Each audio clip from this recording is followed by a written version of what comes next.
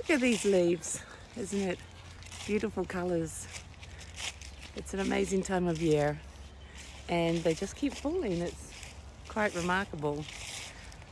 There's so much beauty all around us if you just stop to take it in. And I was just walking down this road and I just heard this beautiful singing behind me. Behind me was this beautiful silver-haired lady walking down the road in her own world, just enjoying. And so I stopped to chat to her and just ask her, who she is and where she's going. And it was just a beautiful moment of connection, of respect, of sharing, but also when you take a moment to just slow down and enjoy your life and enjoy this moment, you start to recognize that there's a connectedness and a fearlessness that exists always. This presence, this perfection, it's not a concept. It's very easy for people to say, oh yeah, rose-colored glasses, or you got your head buried in the sand so you don't see what's going on. But I really truly believe that we're not designed to handle the stresses that a lot of people are putting themselves through, and the mental stress, the mental illnesses that get created through worrying, stress, being angry, being depressed, focusing on what's wrong constantly. And I believe, because it's been my experience, that we have the ability to shift that, to change that. And the way I've seen it happen for so many people, myself included, is through meditation. And the reason for that is that meditation makes you acutely aware of what you're thinking about. And when you're aware of what you're thinking about, you now have a choice. You realize it's unhealthy to be constantly worrying or consciously bitching about something or continuously angry at the world. You realize it's absolutely unhealthy for you.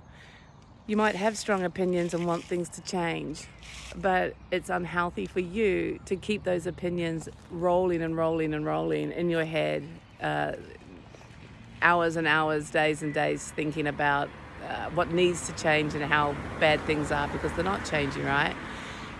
It's these kind of thinking patterns which actually create sickness.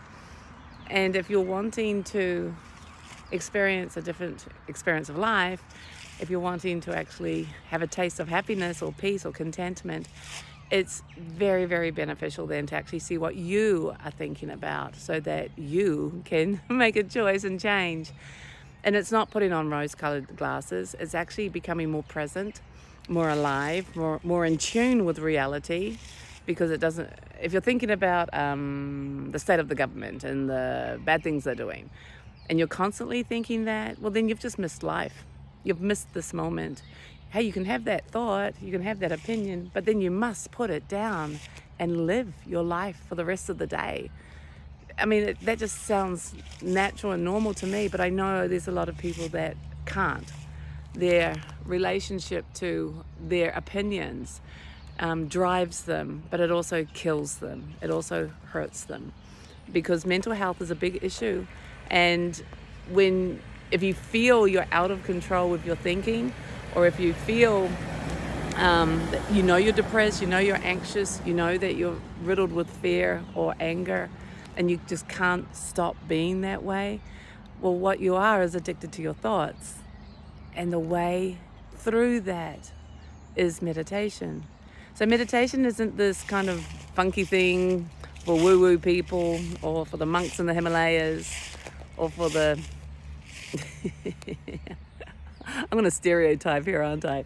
But you know what? A lot of people do put meditation in a box, and people who meditate in a box. And I remember when I first was approached and asked if I wanted to learn to meditate, I was like, no, my life's great. So I totally thought meditation was for people who needed help. It's true. That's what I thought. And I laugh because I know most people still have some stigma around it, or some projection of their own idealisms around it. And it's so false, because meditation should be taught in school. That's how perfect and wonderful it is, and necessary for your health.